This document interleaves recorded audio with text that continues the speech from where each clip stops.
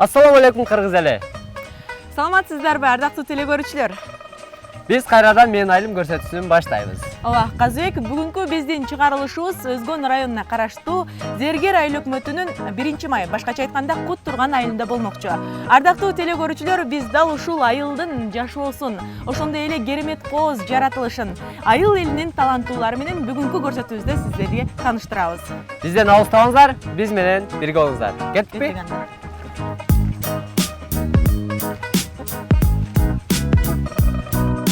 Кут Турган айылы Зергер айыл округунан 30 чакырым аралыкта жайгашкан. Калкынын саны 1997, 335 кожолук бар.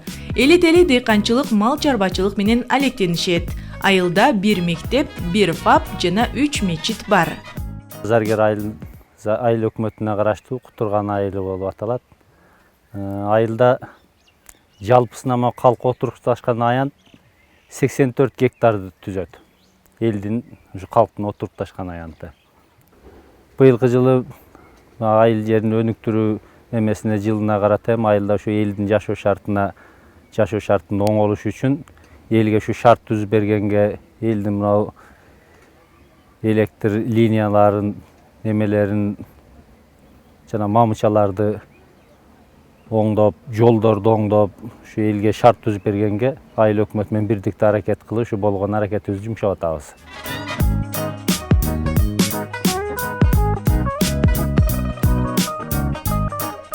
Assalamu alaikum. Абалар кандайсыздар? Келдик. Бул айылдын четинде ачык асманга отуруп алыпсыздар го? Биздин чогулуп отурганыбыздын мааниси ушу айылыбызда жол маселеси, суу маселеси. Жакшы. Жолдорду оңдош керек экен. Жолдор бир аз начар экен. Ушул жерге отурайын абалар, Ушу атайын сиздерге ушу Кут Турган айылынын тарыхын, санжырасын билейин деп келдим эле да. Бирөөңүздөр айтып бербейсиздерби? Өрөөндүн ичинин баардыгы дөңүрөгөн камыш болчу биз жаш кезде деле. 2 капталы бүт кара жыгач эле. Ушу ылдый жакта жашачу экенбиз биз. Борушулу деп коет ылдый жакта. Каганович. Ошол жердеги ошол жактан жоо келе айтканда ушу Кут Турганга немени малды киргизип үйүр дейт экен, жылкыларды киргизип үйргүлө деп. Ушу камыштын ичине киргизип үйргөндөн кийин жана жылкылардын баардыгы билинбей калчу экен немеге. Атайын жылкы тием деп келгендер болчу экен да. Малга тием. Жоолор. Анан ошондон бул жер кутулган болуп калды. Мен укканым ушундай. Анан эмнеге Кут Турган болуп өзгөрүлүп калган да эми? Эми кээ бирөөлөрдүн дагы бир немеси бар. Варианты бар. Кут Турган деген жер эмне эксең ошону бардыгын аласың. Жүгөр эгесиңби, аксакал айткандай, буудай эгесиңби, эми Куда жаратылышты бизге ушундай берген экен, суу жок болсо дагы эккен эгизибиз кадимкидей. Семичке эксек семичкебиз мол, жүгөр эксек жүгөрүбүз мол, эмне кааласак ошону эгебиз. Чөп дагы мол Куда каараса. Ушуларды ошонун негизинде кут берген жер экен деп башкалар суктанчу экен. Ошондуктан Кут Турган деп койгон экен. Бул айылдын санжырасы кандай бул эми? Бул айылдын санжырасы айылда 2 руу эл жашайбыз. Бири Куртков айылы, бирөөсү Найман уруусу. Найман уруусу тиги наркы бетте, күнгөй бетте, биз тескей бетте турабыз. Илгертен бери бири-бирибиз менен өтө калың байланышта. Элибиз ушундай бири-бирибизге ошо ар кандай жагынан моралдык жактан дагы бири-бирибизге колдоп турабыз.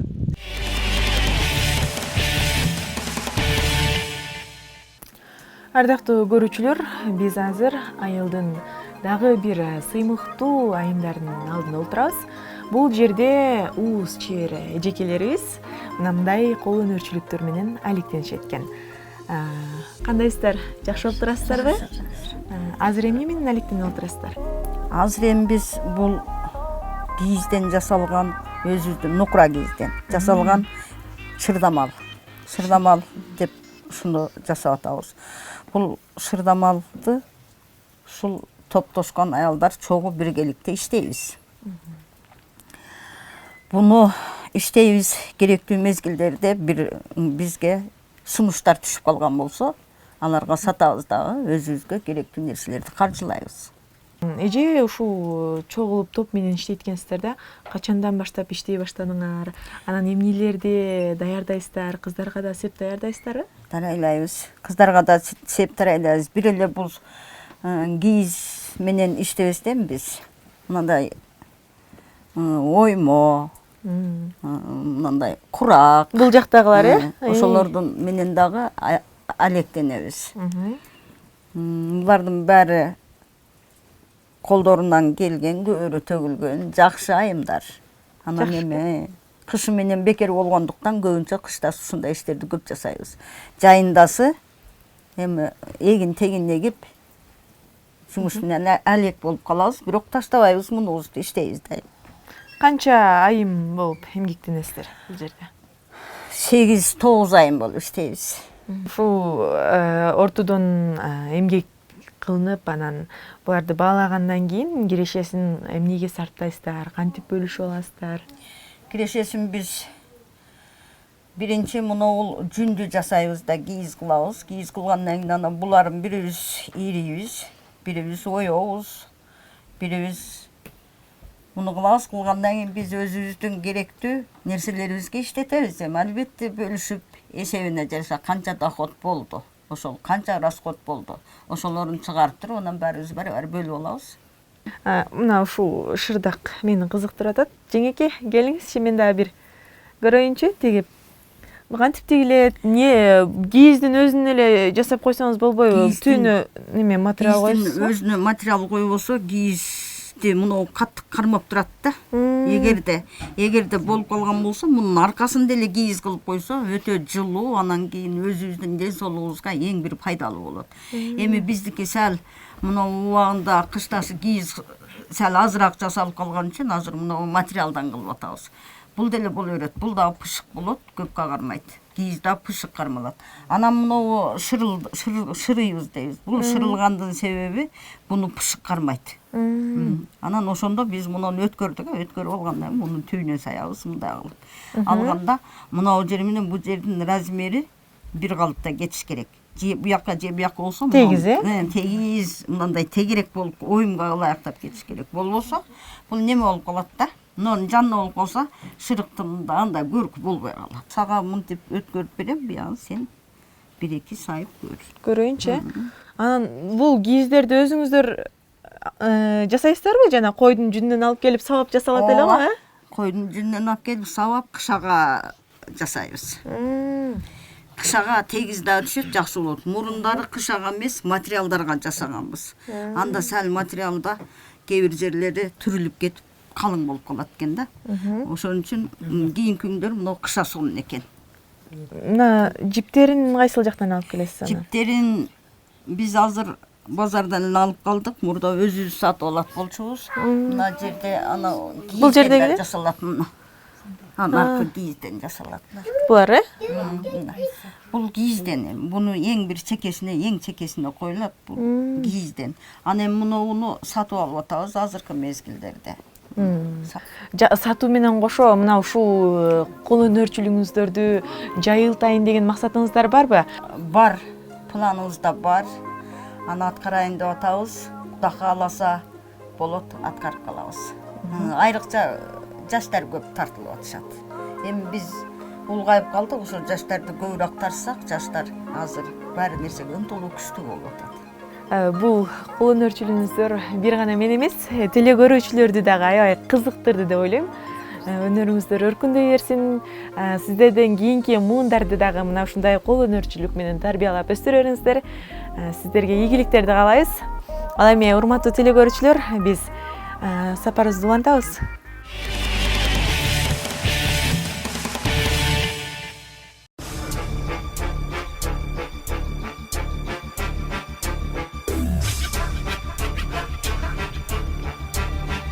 Бул айылдын өзгөчө көзгө көрүнүктүү инсандарына келдим.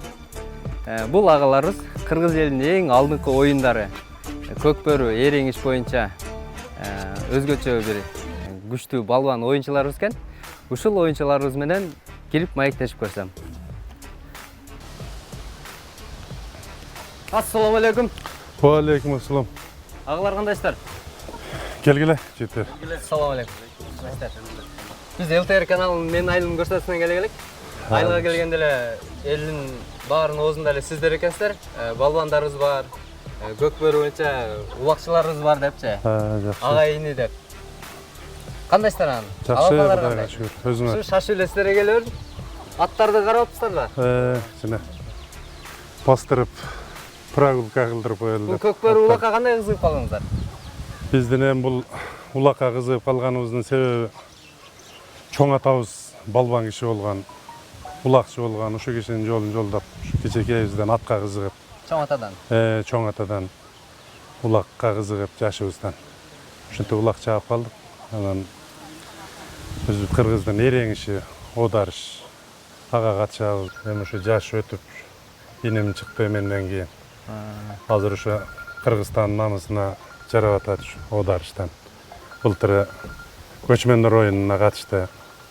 Бұл аттарыңыздарды миніп көрсек бола екен, а? Миніп көрсеңер бола екен. Азыр как раз прогулка қылдыралды, бастыралды деп даярдап тұрдық элек. Миніп көрсеңер болады. Кел, мингізейін. Азыр мен Қайман атты Кутузов деген атты миніп көріп атам.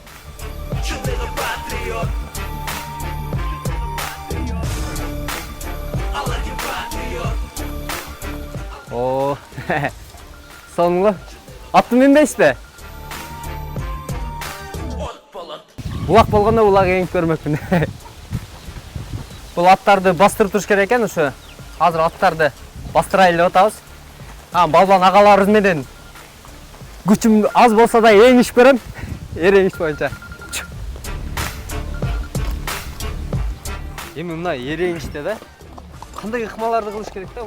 Ерге отырғанда дегенде. Ерге отырғанда шу өзіңе қарсылашыңа защитаға тұрасың. Бұнда деле защита өзінің ықмалары бар. Пішік отырышың керек. Ошондо отырғанда ошондой эле атты кошо башкара билиш керек. Тартышып мындай кармашып аткан маалда аттың тетири кетип калган болсо дагы утулуп каласың бунда. Болбосо славыйраак ат болгон болсо наркынын аты менен катуу урдуруп жыгып коюшуң мүмкүн бул жерде. Ошон үчүн өзүң менен кошо атты да даяр кылып, күчтүү атты минип чыгыш керек да. Кандай сыйлыктар? Эми бул боюнча сыйлыктарым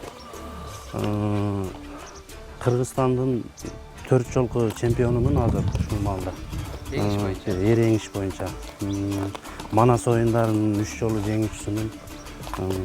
Ошондой ошо кубокторум бар, биринчи место, биринчи орунду алгандыгым тууралуу алтын медалдарым бар.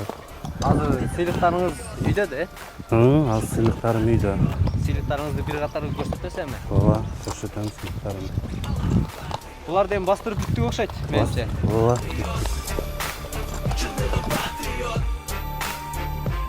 Сыйлыктар аябай көп турбайбы? Бул жана айтканыңыз көчмөндөр оюнундагы 2-чи орун, а? Көчмөндөр оюнундагы. Бул дагы немеде 9-майда неме болгон? Манас оюндарында уткан муну. Бул Курманжандаткада алган дипломдорум. Бул 2014-жылы Норуз майрамында алганмын.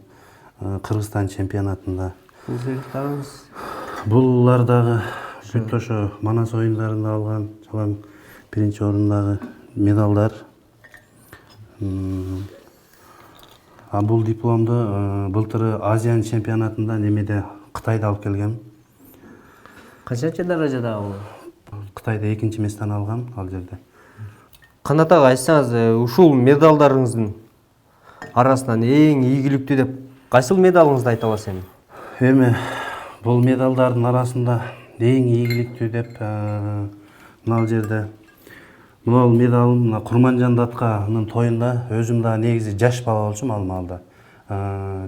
Ошол маалда ийгиликтерге жетишип сүйүнүп уткан медалдарым бири ушул Курманжан датканын тоюнда. Муну болсо Манас оюндарында Кыргызстан чемпионатында биринчи барып чемпион болгонумда Бишкектен уткам буну. Мына медалды былтыр көчмөндөр оюнунда 2-чи месттен алгам, күмүш медал бул. мына жаш болгонмун деп атпайсызбы ошол убактачы?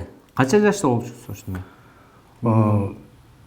Немени мектепти бүткөнүмө 2 жыл болгон ошондо. Мектепти бүткөнүмө 2 жыл болгон.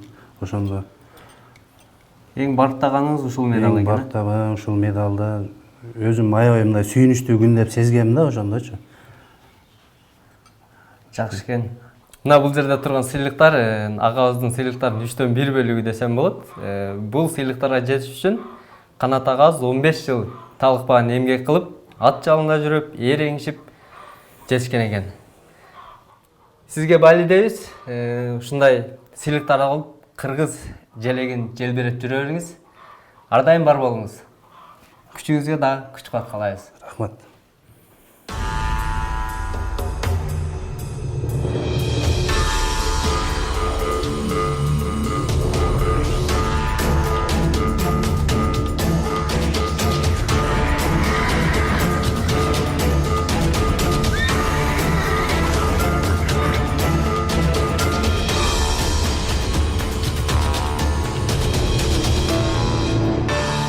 Кыргыз Республикасынын ээреңиш боюнча курама командасы.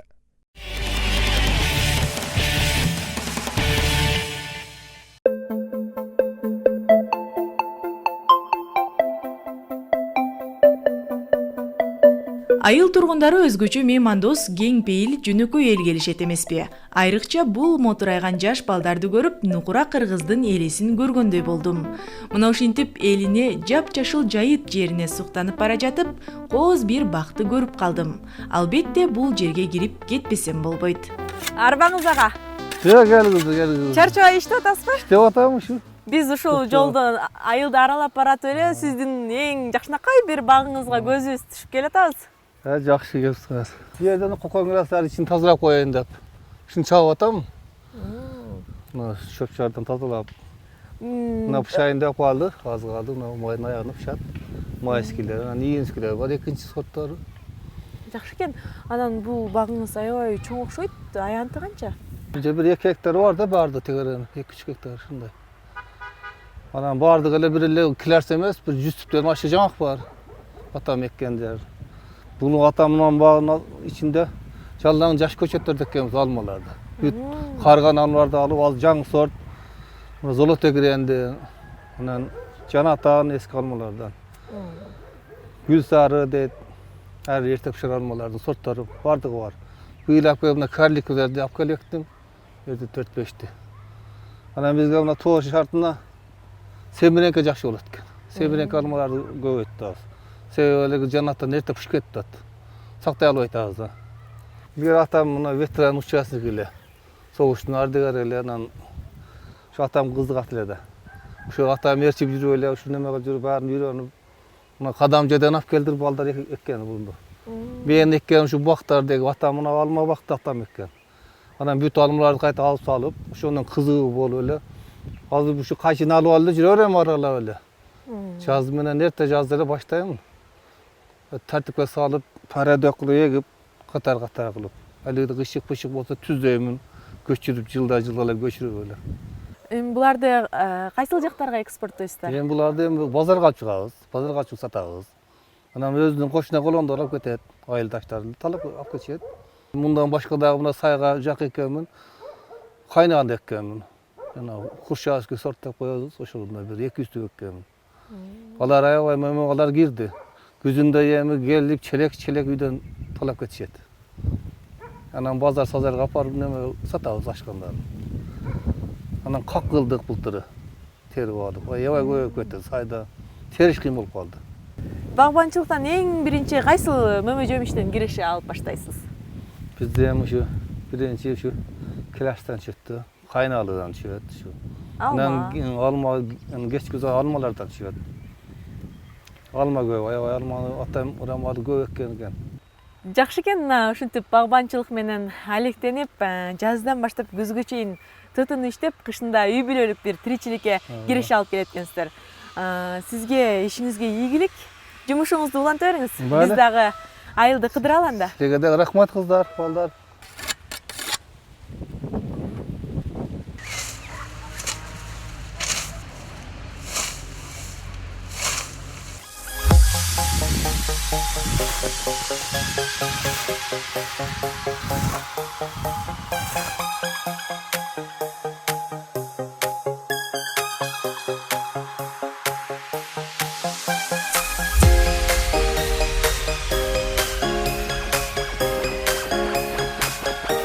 Ассаламу алейкум. Жақсы, кызбы, денсаулықтарыңыз жақсы? Жақсы. Кел. Сізді ушу айылдағылар Отыр. Көрсет. қол көрті өлген уста деп айтышты да, айылдағылар. Эмнелерди жасап атасыз? Эми бул ушуларды колдон келген нерселерди жасап отурду эле. Жақсы. Эми бош убактысында ушуларды жасап коебуз. Канча жаштан бери жасайсыз буну? Муну жашыман бери эле ошо ата-бабалардын баары, неме, атам, үкөлөрүм баары ушундайлар менен алектенип келишкен да. Бул ээрлери жасап атасыз экенсиз, чакан. Ооба, чакан ээрлер. Сун ээрлери жасап атасыз да? Ооба. Буну кандай кылып жасайсың буну? Эми муну жасалышы биринчи мынандай заготовка кылып алам мына. Кол менен жоонуп мынандай кылып, мына ичин алдырып, анан кийин муну даярлап алгандан кийин анан мына чарк дейт, ушуга жедирем да. Кандай кылып жедиресиз? Мына мисалы мына көрсөтүп берейин сага. Мынаны мында кылып туруп тоза бересиң. Муну кол менен алыш кыйын да. Мына бычак колуңу жоорутуп жеп коет. Ошон үчүн мына тез болот. Чарык жейт.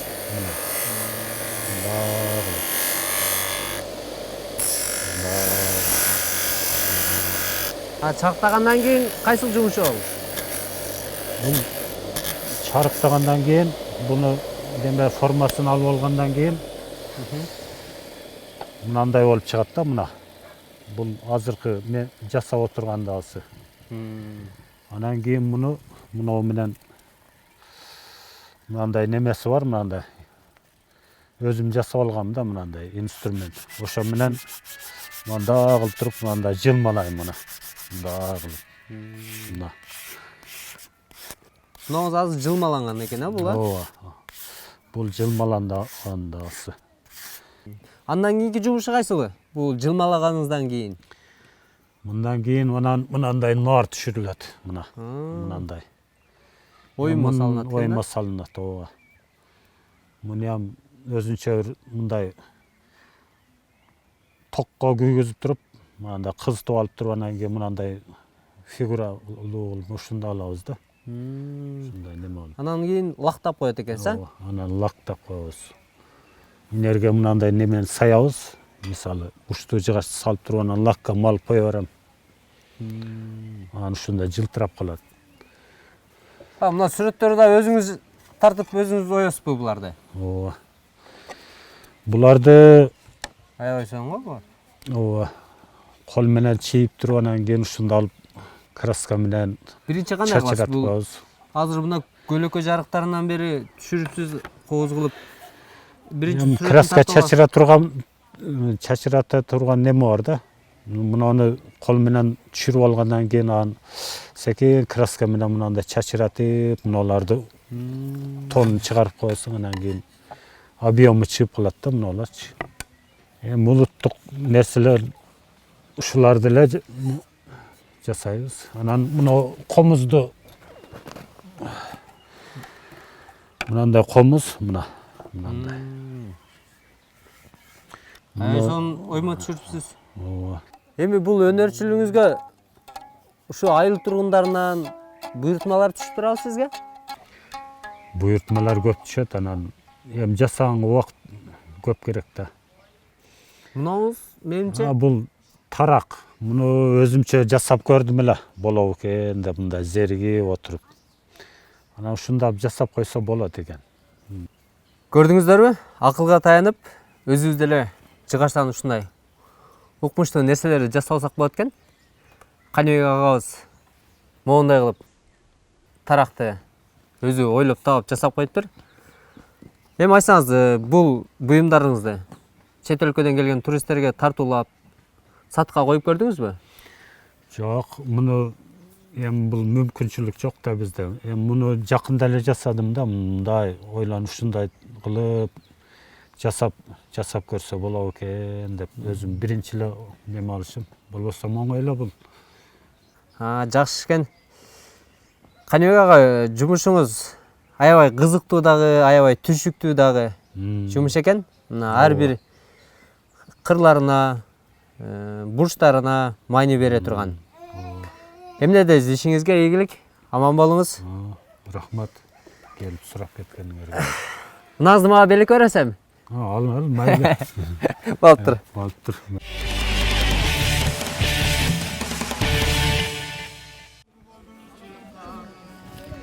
Биз ар бир айылга барганда таланттуу инсандарга кезигебиз. Бул Куттурган айылында дагы энелердин тобунан түзүлгөн атайын бир топ бар экен. Анда мына өзүңүздөр көргөндөй эле боз үйдө даярданышып атат. Көрөлүчү ого.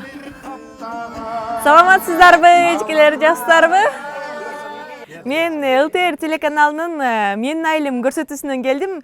Угушум боюнча сиздер ар ай сайын мына ушул конкурстарга, ар кандай майрамдарга чогулуп алып даярданат экенсиздер, эжекелер. Майдын 3-чү жумасы энелердин күнү деп белгиленет. Ушул энелердин майрамына карата ушул айылдын байбичелери чогулуп алып, өзүбүздүн салттуу болуп калган даярдыгыбызды даярдап отурдук эле. Сиздерди көрүп кубанып отурам. Чындыгында сиздердин биримдигиңиздер, ынтымагыңыздар абдан сонун көрүнөт экен. Мына ушул топту качан түздүңүздөр, кантип негиздедиңиздер? Бул топ жөнүндө кыскача маалымат берип кетейин. 2017-жылы тарых, маданият, ыйман жылы деп жарыяланган. Эми жерлерде бизге окшогон апалар, байбичелер ушундай топторду уюштуруп, өздөрү ден соолуктары үчүн өздөрү кам көрүп жүрүштү. Анан биз да ойлодук. Бизде да ушунда канчалаган таланттар жатат. Бул жерден канчалаган таланттуу адамдар чыккан.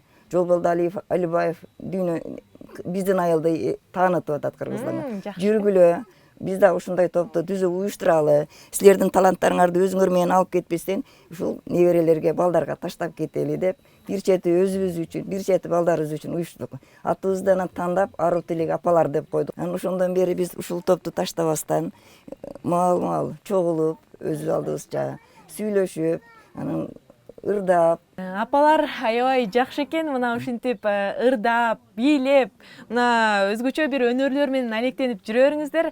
Анда биздин теле көрүүчүлөргө жакшы бир чыгарма аткарып бериңиздер. Кайсыл ырды ырдап берейин деп атасыздар? Анда ушул айылдан чыккан атактуу адамдарды кошуп, азыраак өзүбүз ыр курадык эле, ошол ырды аткарып берели. Ырыбыздын аты биздин айыл деп аталат. Келиңиздер анда чоң ырдайлы.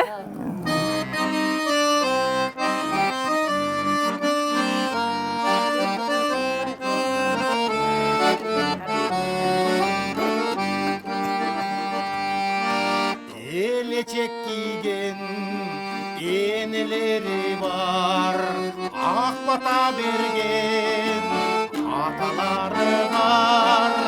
Жерге түшкүз балбандар бар, таланты талшап өнөлөрү бар.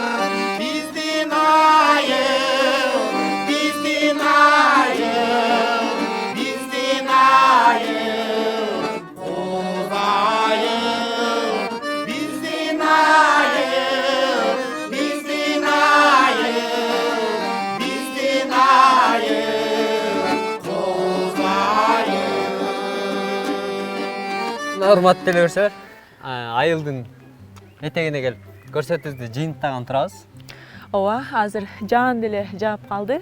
Ардактуу теле көрүүчүлөр, дагы бир ирет айтып өтсөк, биз Өзгөн районуна караштуу Зергер айыл өкмөтүнүн Куттурган айылында болдук.